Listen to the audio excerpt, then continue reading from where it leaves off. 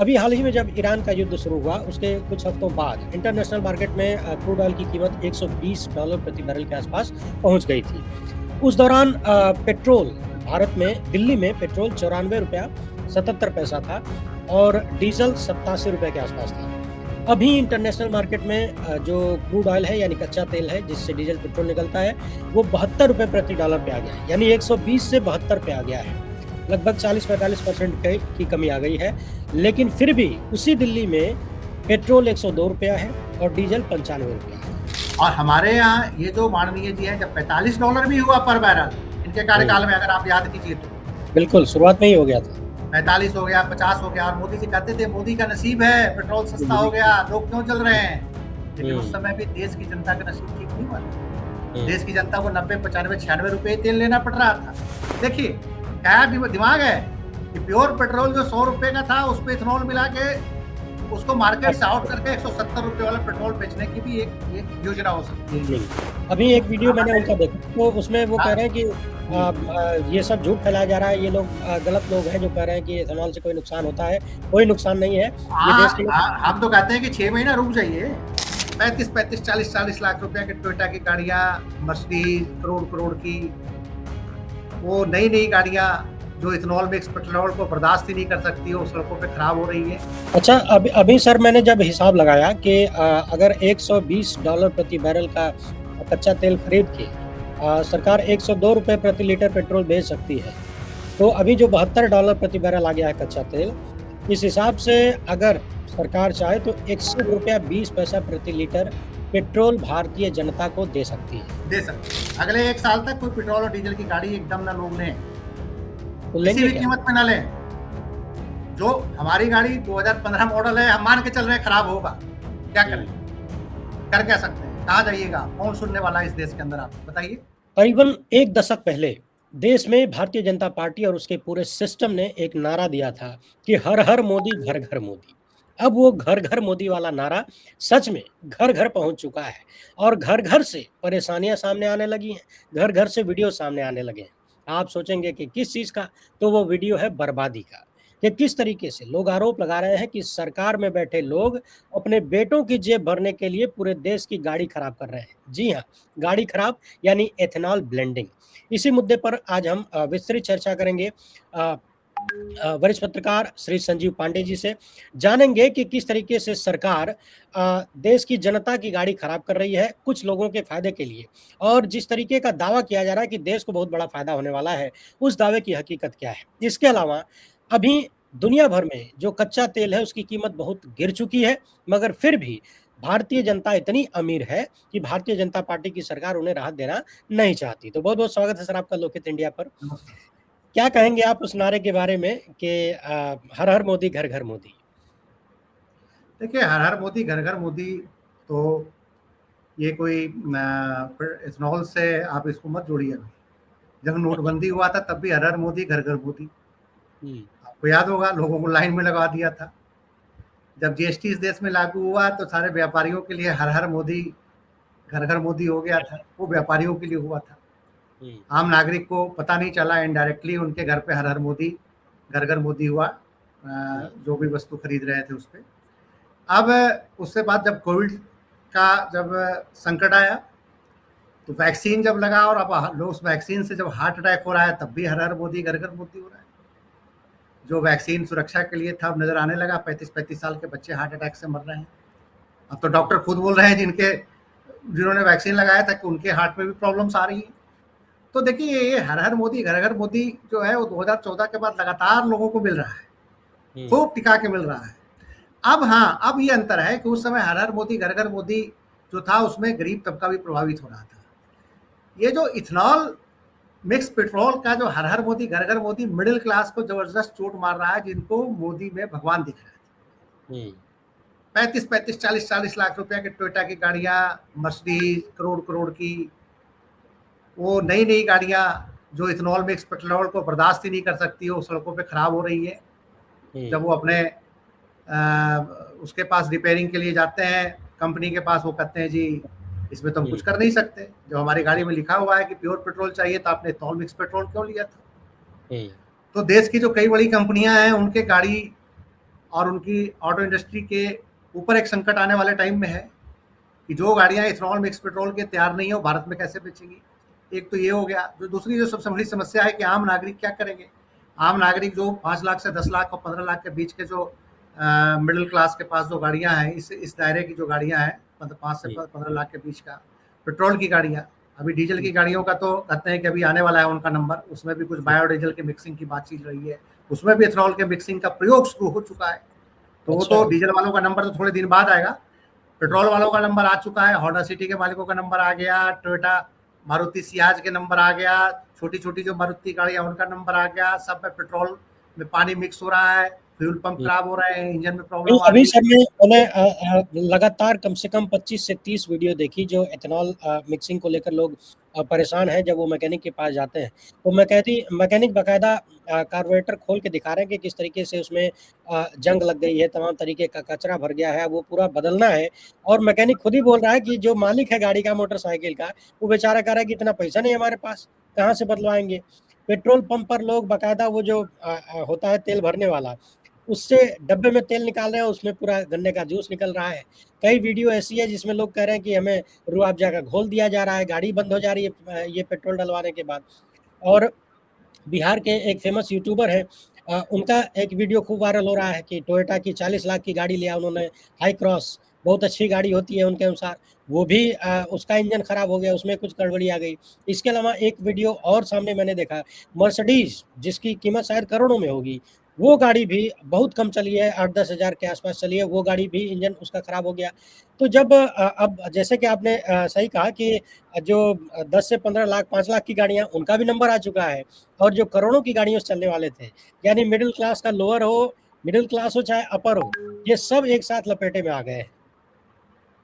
आप petrol pump पे जाइए तो मोदी जी का बड़ा कटआउट लगा होता है।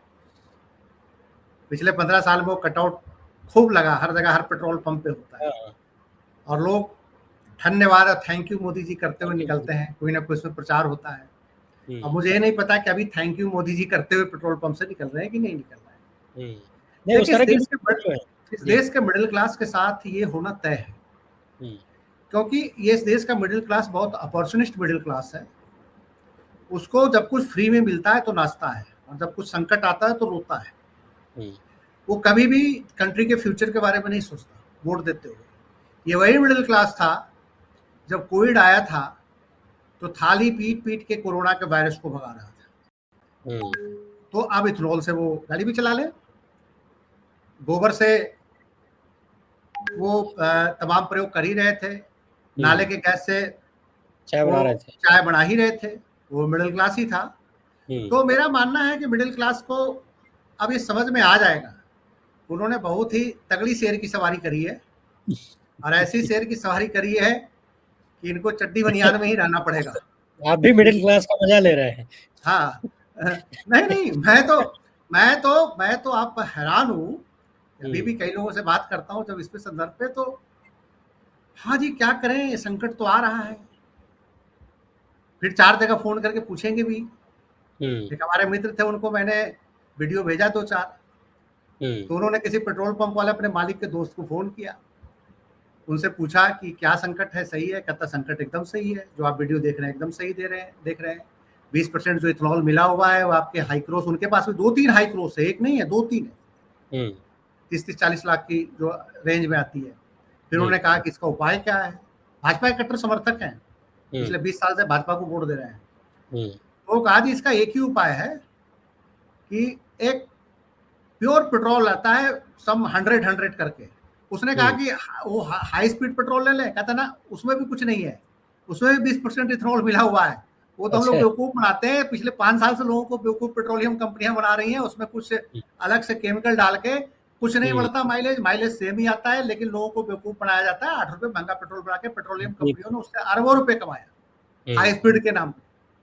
कहा कि एक नया ठगी था। आपने ये बात बताया, उन्होंने एक चीज ये भी बताया, कहा कि पेट्रोलियम कंपनियों में प्रेशर था कि हाई स्पीड पेट्रोल का भी वो टारगेट देते थे कि इसको बेच के जनता को मूर्ख बनाओ। कहता था होता उसमें कुछ नहीं था, सिंपल कुछ केमिकल डालते होते थे जिसमें 50 पैसे 20 पैसे पर लीटर खर्चा होता है, लेकिन वो 7 से 8 रुपए महंगा हाई स्पीड के नाम पे, माइलेज बढ़ाने के नाम पे बेच देते हैं। अब कह रहे हैं कि अच्छा, उसमें भी इथेनॉल आज बढ़ गया। आप ये बातचीत करने के बाद बता रहे हैं, लेकिन मुझे हमेशा से संदेह होता है कि ये जो हाई स्पीड बेचा जा रहा है महँगा करके, क्या पता कि उसमें हाई स्पीड है या फिर लो स्पीड है? नहीं नहीं, हमें तो सेम है, सेम हुँ, पेट्रोल है, एकदम सेम पेट्रोल है, उसमें कुछ केमिकल मिला के उसका बहुत ही हल्का सा बेनिफिट होता है। 50 पैसे का बेनिफिट बता के उस पे 10 रुपए वसूले जा रहे हैं लोगों को, 50 हुँ, पैसे का बेनिफिट देके। वो कहते हैं कि पेट्रोलियम कंपनियों का ये बहुत भारी लूट है। अरबों रुपया पेट्रोलियम कंपनियों ने इससे कमाया है। और फिर वो हुँ, पेट्रोलियम कंपनियां जो कमाती हैं वो डिविडेंड में सरकार को, नेताओं को देती हैं। बड़े बड़े नेताओं के बच्चे जो विदेशों में पढ़ रहे हैं, उनका मोबाइल का बिल कौन देता है विदेशों हुँ, का? उनका रहने का खर्चा कौन देता है? उनका यूनिवर्सिटियों के फीस कौन जमा करता है? ऐसे ही कंपनियां कर देती है ना, जिनके बोर्ड ऑफ डायरेक्टर से बैठे हुए लोग होते हैं। तो हुँ, जनता को ही उनके मतलब कि मालिश करके हुँ, बढ़िया से हुँ। प्यार से एक उनको। चीज़ सर, मैं और लगातार लेकिन मैं आपको बताया, उन्होंने उस पेट्रोल पंप, बात यहीं पे रह गई, पेट्रोल पंप के हुँ, मालिक ने उनको सजेस्ट किया, कहा हुँ, कि आप एक काम कीजिए, एक पे 100 पेट्रोल एक्सपी कोई पेट्रोल आता है प्योर 95 नहीं 100, कहता है हुँ, वो जो है ना 167 रुपए लीटर है, वो दिल्ली के कुछ पेट्रोल पंपों पर मिलेगा, वहां से भरवा लीजिए। तो वो बेचारे सड़ रह गए कि 167 रुपए लीटर भरवाना पड़ेगा हमें। अब देखिए इसमें हुँ, पूरा एक गेम चल रहा है। इसमें बहुत सारे जो करोड़ रुपए, 50 लाख 70 लाख रुपए के, 30 लाख की गाड़ियों के लोगों को मजबूर किया जाएगा हुँ। कि आप अपनी गाड़ी को बचाना चाहते हैं तो इथेनॉल हाँ, मिक्स दूसरा और एक्सपी हाँ, ये पेट्रोल ना लें, आप वो 167 रुपए लीटर वाले लें। ये कुछ दिनों बाद आ जाएगा कुछ पेट्रोल पंपों पे बिल्कुल, कि बिल्कुल, आपको शुद्ध बिल्कुल। पेट्रोल चाहिए, तो हुँ, आप 167 रुपए वाला लीटर वाला लीजिए। देखिए क्या दिमाग है कि प्योर पेट्रोल जो 100 रुपए का था उस पर इथेनॉल मिला के उसको मार्केट से आउट करके 170 रुपए वाला पेट्रोल बेचने की भी एक योजना हो सकती है इनकी। नहीं, बिल्कुल, और बिल्कुल, बाकी बिल्कुल। इथेनॉल लॉबी के तो मजे हो ही गए, हुँ, हुँ, मेरा हुँ, ये हुँ। कहना है। दोनों तरफ से फ़ायदा। अच्छा दोनों। सर, एक चीज़ और मैं बार-बार कहता हूँ, जब से ई-20 का ये सारा खेल शुरू हुआ, तब से मैंने यही एक सवाल उठाया कि ई-20 यानी जो पेट्रोल है उसमें 20% इथेनॉल मिलाएँगे और 80% पेट्रोल रहेगा, ये उनका दावा है। मगर पेट्रोल कोई ऐसी चीज़ तो है नहीं, जैसे हम दुकान पे जाते हैं मिठाई खरीदने, तो दुकानदार कहता है, "लीजिए भैया टेस्ट कर लीजिए।" अब पेट्रोल खरीदने आदमी जाएगा तो ये तो कहेगा नहीं कि भई एक कप दे दो, पहले मैं टेस्ट करूँगा कितना इथेनॉल है, कितना पेट्रोल है, तब गाड़ी में डलाऊँगा। वो तो बस पाइप उठाया और घुसेड़ दिया। हमें क्या पता कि उसमें 20% इथेनॉल है या फिर 80% इथेनॉल ही डाल दिया या फिर 100% इथेनॉल डाल दिया, हमें पता तो है नहीं। तो क्या इस तरह का भी स्कैम हो सकता है? क्या पेट्रोल पंप कर सकते हैं या फिर सरकार और कुछ कंपनियाँ भी कर सकती हैं इस तरह का फ्रॉड? आप एक बात बताओ, इतना कुछ सारा देखने के बाद आपको शक क्यों हो रहा है? सड़कें जो बन रही है धंस जा रही है। अभी जो एक देहरादून की जो सड़क बनी है, हाईवे कितने 100 करोड़ का, ये हुँ। 1000 करोड़ का, अभी मुझे एग्जैक्ट कहीं ये पढ़ रहा अभी था। महाराष्ट्र में भी कोई 6-7 हज़ार करोड़ की सड़क थी, वो भी धँस गई, उखड़ गई। धंसने लगी। हुँ। इधर जो मुंबई एक्सप्रेसवे पे कई जगह सड़कें खराब है, एक्सीडेंट्स हो रहे हैं। तो आपको क्या लगता है ठीक। कि ये बड़े ईमानदार हैं? दस यही रुपए यही का सारी काम 100 रुपए में, 10 रुपए का काम जो 100 रुपए में सरकार करवा रही है, इतने मंत्री इनके लालची हैं। तो ये क्या, हुँ, ये तो बंदे के मतलब कि आप समझ नहीं सकते, हर जगह से प्रॉफिट देखते हैं। तो मेरा ये हुँ, मानना है कि ये 100% इसमें क्या है कि ऑटो इंडस्ट्रीज के जो मालिक हैं वो बहुत परेशान हैं। हुँ, तो उनको अल्टीमेट नुकसान उनका भी होना है। क्योंकि देखिए अगर हमें आपने गाड़ी खरीदनी है, आप 20 बार सोचोगे हुँ, हुँ, कि भैया गाड़ी खरीद ले 25 लाख का, और कल को साल भर में खराब हो जाए, 25 लाख रुपए कहाँ से लाओगे? हुँ। और चलिए उसको इंश्योरेंस कवर भी मिल जाएगा, लेकिन इंजन अगर एक बार खराब होगा तो इंजन तो नहीं बदलने सर है। इंजन एक बार पानी घुस गया, रिपेयर होगा, वो इंजन में वो कैपेसिटी ही नहीं रहेगी जो लेकिन ओरिजिनल लेकिन इंजन में होगी। इंश्योरेंस इंश्योरेंस कंपनियाँ भी तो इस तरह का इंश्योरेंस नहीं लेंगी। वो मैं कहेंगी कह रहा आप हूँ जानबूझ चलिए के। कवर कर लेंगे, कल को डाल भी देंगे, हुँ, इंजन का मरम्मत ही होगा। समान रूप से इंजन तो 15-15 साल लोग खुलवाते ही नहीं इंजन। गाड़ी पेट्रोल की गाड़ियों का तो इंजन कभी खराब ही नहीं होता। बिल्कुल, और लोग डीजल की पूछते हैं इंजन कि में तो इंजन कभी प्रॉब्लम खुला आती है है। क्या? ये हाँ, पूछ के गाड़ी खरीदी बेची तो जाती है। मेरा ये कहना है कि ये स्कैम भी नहीं, ये बहुत भारी स्कैम है, और इसमें कोई अकाउंटेबिलिटी किसी की फिक्स नहीं है। पेट्रोल पंप वाला भी चाहे उसमें 20% पानी मिला दे, रास्ते में हुँ, कोई टैंकर से में मिला दे, पेट्रोलियम कंपनियां मिला दें, कोई इस देश में किसी का भरोसा नहीं है। हॉस्पिटल में आप इलाज कराने जा रहे हो, क्या दवाई का भरोसा है इस देश के अंदर? बिल्कुल नकली नहीं। दवाई दे रहा है कि बिल्कुल, ओरिजिनल दवाई दे रहा है, मरीज मर जा रहे दवाई हैं। दवाई दवाई थायराइड का और अगर भरोसा थायराइड और तो शुगर कितने। की दवाइयां लोग खा रहे हैं, ना शुगर कंट्रोल हो रहा है, थायराइड कमजोर हो रहा है, नकली दवाई मार्केट में तलने से बिक रही है। तो सारा इस हुँ, देश में, आज इंदिरा नूई ने बोला तो है कि ये देश अराजक हो चुका है। इंदिरा नूई ने इतनी बड़ी बात बोली है आज कि अराजक देश हो चुका है। कहता है यहाँ हुँ, इन्वेस्टमेंट आसान नहीं है। कहता है अमेरिका और चाइना में लोगों को मेरिट पे काम मिलता है, यहाँ पे तो सब कुछ गुड़ गोबर है। तो इस देश में जो हालात इन्होंने बना दिए हैं, उस हालात में कुछ भी हो सकता है। और मतलब इंडिया अल्टीमेट इस देश में जानते हैं इसका इम्पैक्ट क्या होगा? अल्टीमेट इस देश में किसका इम्पैक्ट पड़ेगा? मैन्युफैक्चरिंग सेक्टर पे इम्पैक्ट पड़ेगा। अगर ऑटो इंडस्ट्री पे इम्पैक्ट पड़ेगा, वहाँ काम करने वाले जिन लोगों को रोजगार मिला है, उन पे इम्पैक्ट पड़ेगा। भाई आप देख लीजिएगा, 6 महीने बाद आपको पता चलेगा कि पेट्रोल की गाड़ियों की बिक्री में कितना कमी आई है। अभी एक महीने से सारी रिपोर्ट्स, 2 महीने से वीडियो आने लगी। अब इसका तो लार्जर इम्पैक्ट अगले 6 महीने में देखिएगा। आप किसी भी ऑटो कंपनी के किसी भी सेल्समैन से बात कीजिएगा, या कोई भी जो शोरूम है उसमें जाइए और पूछिए कि आपके क्या आउटपुट रहा है, एक महीने में कितनी गाड़ियां आपने बेची है पेट्रोल की, आपको पता चल जाएगा। लोगों ने पेट्रोल की गाड़ियां खरीदनी रोक दी है अभी। और डीजल में जो रूमर आ रहा है कि उसमें बायोडीजल और इथनॉल मिलाएंगे, वो भी डर गए। डीजल की गाड़ियां भी रुक गई। ईवी खरीदने की आपने जब कैपेसिटी बताया तो नहीं मैं है। भी डर गया। आपने जब 20 डीजल लाख की बात 20 बताई लाख तो मैं का भी डर गया। 20 लाख का ईवी खरीदना हर आदमी की क्षमता थोड़ी है। अगर सरकार चाहती है कि पेट्रोल और डीजल बंद करके ईवी की तरफ जाए, तो क्या 20 लाख की क्षमता है हर आदमी क्या कि ईवी खरीद लेगा? ईवी खरीद ले भी, तब भी तो वो उस तरह की सुविधा ईवी में नहीं है ना, जैसे डीजल पेट्रोल चलता है। मैं कह रहा हूँ कि ईवी के लॉन्ग ड्राइव को जा ही नहीं सकता। रास्ते में चार्जिंग कहाँ कराएगा? चार्जिंग के बिल्कुल। लिए पेट्रोल वो नहीं है, स्टेशन नहीं है। हम्म, नॉर्मल चार्जिंग अगर घर में करेंगे 8 घंटा लगेगा, किसी स्टेशन पे कराएंगे 2 घंटा लगेगा। आप रास्ते में गए, खत्म हो गया, किसी ढाबे पे करा रहे हैं 4 घंटा, आप ढाबे पे बैठे रहिए। मतलब कि सब कुछ हौच पौच है। और देश 2047 में एकदम विकसित हो जाएगा, वर्ल्ड का हम्म। टॉप इकोनॉमी हो जाएगा। आज अमेरिका बने चाइना हैं, लेकिन 2047 में हम टॉप हो जाएंगे, विश्वगुरु बन टॉप जाएंगे। पे हो जाएंगे। तो इसी ऐसे ही टॉप होंगे ना। दुनिया कहेगा कमाल का है, देखिए इथेनॉल से गाड़ी चला रहे हैं। हम लोग सारी दुनिया पेट्रोल से चलाते रहे, इन्होंने इथेनॉल से गाड़ी चला दिया। गोबर के गैस से, नाले के गैस से चाय बनाना शुरू कर दिया। ऐसे रहा तो ऐसा लग रहा है कि बहुत जल्द ही हम लोग जो है नाले का ढक्कन उल्टा करके उसमें पाइप लगा देंगे। पाइप लगा देंगे, लगभग मान के पाइप चलिए। लगा के अपनी चाय बनने लग जाएगी। जी और तब जी शायद महंगा सिलेंडर नहीं खरीदना पड़ेगा। जी आप दर्शक अपनी स्क्रीन पर देखते रहिए कि कौन कौन सी वीडियो किस तरीके से देश भर से लोग, जो मैकेनिक हैं, जो पीड़ित ग्राहक हैं, मोटरसाइकिल वाले, कार वाले, वो अलग अलग वीडियो रिलीज करके और अपनी शिकायत कर रहे हैं कि किस तरीके से उनकी गाड़ी खराब हो गई, उनकी गाड़ी के इंजन पार्ट्स खराब हो गए। एवरेज की बड़ी समस्या है, वो तो मैंने भी व्यक्तिगत रूप से महसूस किया है। एवरेज एकदम लगभग खत्म होता जा रहा है गाड़ियों का। पिकअप भी बहुत कमज़ोर हो गया, ये सारी चीज़ें हैं। सर, इसी बीच एक और समस्या बड़ी है। अभी हाल ही में जब ईरान का युद्ध शुरू हुआ, उसके कुछ हफ्तों बाद इंटरनेशनल मार्केट में क्रूड ऑयल की कीमत $120 प्रति बैरल के आसपास पहुंच गई थी। उस दौरान पेट्रोल भारत में, दिल्ली में पेट्रोल ₹94 77 पैसा था और डीजल ₹87 के आसपास था। अभी इंटरनेशनल मार्केट में जो क्रूड ऑयल है, यानी कच्चा तेल है जिससे डीजल पेट्रोल निकलता है, वो ₹72 प्रति डॉलर पे आ गया है, यानी 120 से 72 पे आ गया है। लगभग 40-45% की कमी आ गई है। लेकिन फिर भी उसी दिल्ली में पेट्रोल ₹102 है और डीजल ₹95 है। यानी जब महंगा हुआ तो हमारे प्रधानमंत्री आ गए कहने कि वैश्विक संकट है, डीजल पेट्रोल कम प्रयोग करिए। यानी डीजल पेट्रोल की कीमतें बढ़ाने के लिए, ज़्यादा पैसा वसूलने के लिए मैदान बना रहे थे।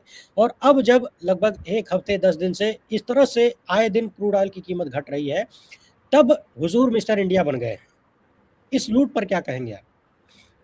देखिए, पाकिस्तान में हम लोगों ने डिस्कस किया था, ₹74 पेट्रोल सस्ता हो गया। उस हिसाब से इंडिया में कम से कम ₹30 सस्ता होना चाहिए था। लेकिन जो हमसे पुअर इकोनॉमी है, श्रीलंका, नेपाल, म्यांमार, बांग्लादेश, सारों ने पेट्रोल सस्ता किया। नेपाल में पेट्रोल ₹20 सस्ता हुआ, डीजल ₹30 सस्ता हुआ। श्रीलंका में भी 20 से 25 रुपए में, 20 से 25 रुपए के बीच दोनों पेट्रोल और डीजल सस्ता किया गया। इनकी इकोनॉमी बहुत ही ट्रबल में है। इनकी इकोनॉमी में कभी कभी तो ये हो जाता है कि इनको फॉरेन इंपोर्ट पे मतलब पेमेंट करने के लिए कई बार डॉलर भी नहीं रहे इनके पास, फिर भी इन्होंने अपने जनता को राहत दी। हमारे पेट्रोलियम मंत्री का बयान है कि देखिए, हमने बहुत घाटा सहा। हम अभी वो पेट्रोल बेच रहे हैं जो संकट के समय खरीदा था और महंगा पेट्रोल खरीदा था। सस्ता पेट्रोल आने में अभी टाइम लगेगा। मतलब कि सस्ता पेट्रोल आने में टाइम लगेगा। जब महंगा सस्ता पेट्रोल था और उसमें कमाया था, कभी आपने राहत दिया? और एक बात और ध्यान देखिए, देखिए कितने बेशर्म लोग हैं और जनता के कैसे चमड़ी उधेड़ने में ये विश्वास रखते हैं कि मनमोहन सिंह का कार्यकाल जब 2009 से 2013 के बीच, जो हमेशा एक इंटरनेशनल मार्केट में पेट्रोलियम का संकट बना रहा जी, और कभी $100 पहुंच जाता था पर बैरल, कभी $105, कभी 115। और मनमोहन सिंह के टाइम में मैंने एक पीक देखा था $143 भी मैंने आंख से देखा पर बैरल। जी जी। उस समय मनमोहन सिंह जब 143 बैरल पर बैरल था $183 में, $143 में प्रति बैरल जब पेट्रोल इंटरनेशनल मार्केट में था, उस समय भारत सरकार ने जब 143 पे डॉलर पर बैरल खरीदा, भारतीय लोगों को 78, 70, 72 रुपए तेल दे रहे थे, पेट्रोल दे रहे थे जी। और हमारे यहाँ ये जो माननीय जी हैं, जब $45 भी हुआ पर बैरल इनके कार्यकाल में, अगर आप याद कीजिए तो बिल्कुल शुरुआत में ही हो गया था। 45 हो गया, 50 हो गया और मोदी जी कहते थे मोदी का नसीब है, पेट्रोल सस्ता हो गया, लोग क्यों चल रहे हैं। लेकिन उस समय भी देश की जनता का नसीब ठीक नहीं हुआ था। देश की जनता को 90, 95, 96 रुपए तेल लेना पड़ रहा था। ये जो बीच का जो इतना बड़ा मार्जिन था, 50-50 रुपए का मार्जिन था, वो किसके खाते में जा रहा था? कौन इसका मौज लूट रहा है? जनता को तो आप उधेड़ ही रहे हो। जनता एक गाड़ी पे कई तरह के टैक्स दे रहा है, गाड़ी खरीद रहा है तब टैक्स दे रहा है, जब वो गाड़ी सर्विस कराने जाता है तब उसमें जीएसटी देता है, पेट्रोल भराता है तब जीएसटी दे रहा है, तब भी एक्साइज ड्यूटी दे रहा है, और उसके बाद क्या कहा जाता है, गाड़ी का जब इंश्योरेंस हर साल कराता है उसमें भी जीएसटी दे रहा है, उसमें भी टैक्स लगता है, 18% लगता है कि 12% लगता है, मुझे एग्जैक्ट याद नहीं है। तो ये तमाम हर एक गाड़ी अगर आपने घर में रख रखा है तो आप पे प्रति पर वर्ष कम से कम पर डे तो टैक्स दे रहे हैं पेट्रोल पे। गाड़ी खरीदते वक्त टैक्स दिए, गाड़ी के रजिस्ट्रेशन के वक्त आप टैक्स दे रहे हैं, अलग अलग तरीके के, उसमें कई तरह के टैक्स हैं। और फिर उसके बाद आप क्या कर रहे हैं कि गाड़ी के जब सर्विसिंग हर 10,000 किलोमीटर पे कराने जा रहे हैं तब आप टैक्स दे रहे हैं कंपनी को और जीएसटी दे रहे हैं सरकार को, अलग अलग टैक्स। और फिर उसके बाद पेट्रोल ले रहे हैं, और फिर उसके बाद जब क्या कहा जाता है अब उसके बावजूद अब जो है नया इथेनॉल संकट आ गया 20%। और दिलचस्प बात है कि नेपाल में पेट्रोल इथेनॉल मिक्स नहीं है, बांग्लादेश में नहीं है, श्रीलंका में नहीं है, पाकिस्तान में नहीं है, दुनिया के किसी भी थर्ड वर्ल्ड कंट्री में जिनकी इकोनॉमी संकट में है और जिनका टोटली जो इंपोर्ट पर निर्भर है। नेपाल तो 100% पेट्रोल इंपोर्ट करता है, आप तो 85% करते हैं। नेपाल को आप कहते हैं तेल बरौनी कारखाने से जाता है नेपाल को तेल। तो मैं कहता हूं कि जब वो नहीं मिला रहा है इथेनॉल, बांग्लादेश को भी आप कई जगह कई बार तेल देते हैं, बांग्लादेश भी वेस्ट एशिया से ही तेल इंपोर्ट करता है, कई बार आप भी देते हो उनको तेल, असम साइड की कहीं रिफाइनरी से जाता है इनको तेल, वो नहीं मिला रहा है। आपके पड़ोस में पाकिस्तान है जिसको हमेशा कई बार भुगतान संकट का सामना करना पड़ा, 2 अरब 3 अरब डॉलर कभी चाइना ने दिया, कभी सऊदी अरबिया ने दिया, तब उन्होंने भुगतान संकट को टाला, इंपोर्ट बिल डिफॉल्ट होने की स्थिति आ गई थी, इंपोर्ट बिल पे करने के लिए उनके पास डॉलर्स नहीं थे, अभी इथेनॉल नहीं मिलाया और 74 रुपए सस्ता भी कर दिया। तो जनता आपकी प्राथमिकता नहीं है, आपकी प्राथमिकता में 2-4 बड़े बिजनेस हाउसेज हैं, उनको बस धंधा आप दिलाते रहिए, जनता आपकी प्राथमिकता में नहीं है।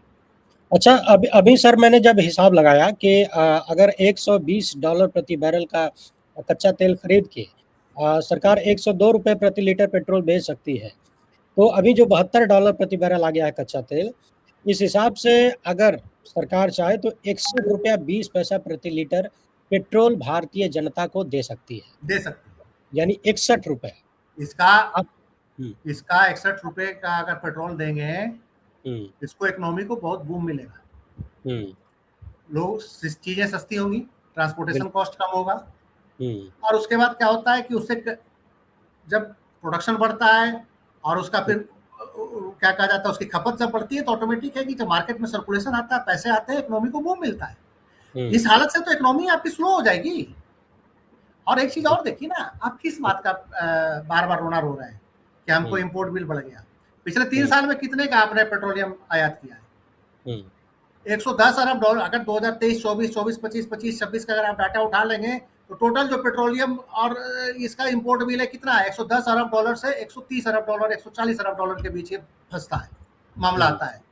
किसी साल में 120 अरब डॉलर का तेल आपने इंपोर्ट बिल दिया है, किसी साल आपने 130 अरब डॉलर का किया है, इसी एवरेज में फंसा है। और आप सोना कितने का इंपोर्ट कर रहे हैं? सोने का क्या यूज है?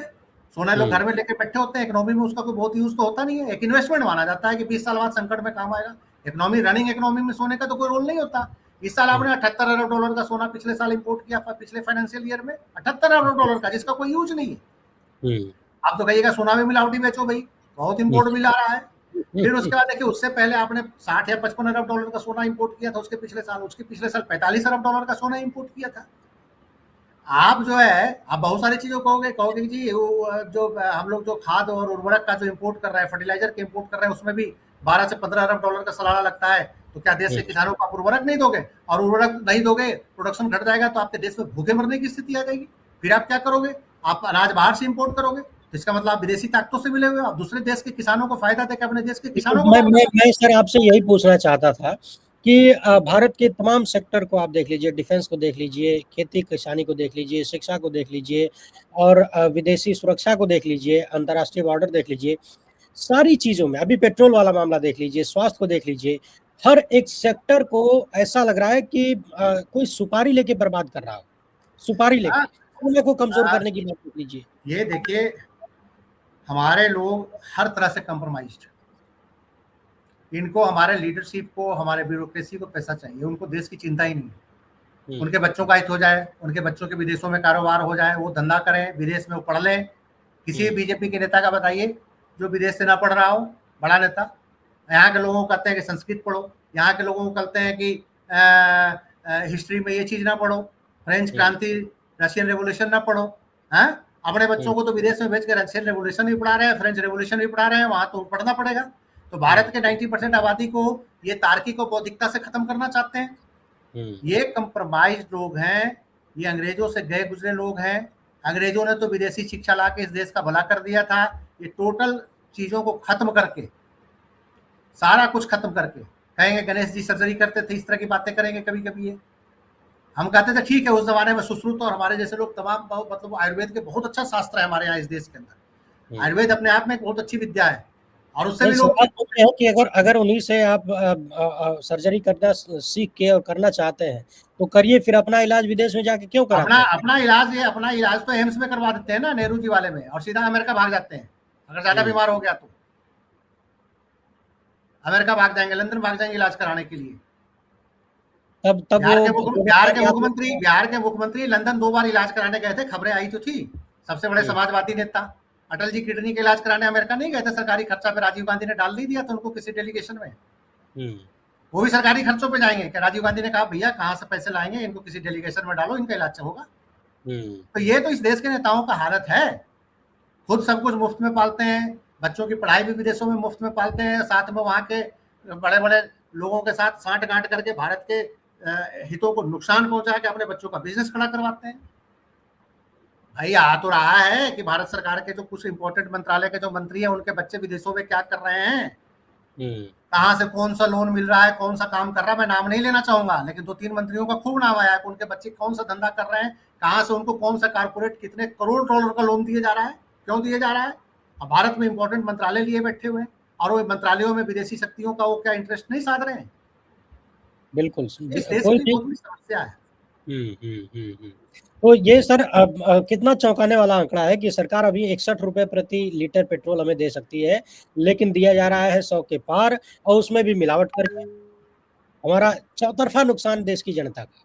नितिन गडकरी ने कहा था कि इथेनॉल जब पेट्रोल से मिल जाएगा 15 रुपये आपको मिलेगा। हुँ, ये नितिन गडकरी के वीडियो हैं तो सबके सामने तो हैं। और तो अभी ये अभी बोलते हुए इतना इतना इतना इतना इतना कॉन्फिडेंस में झूठ बोलते हैं ये।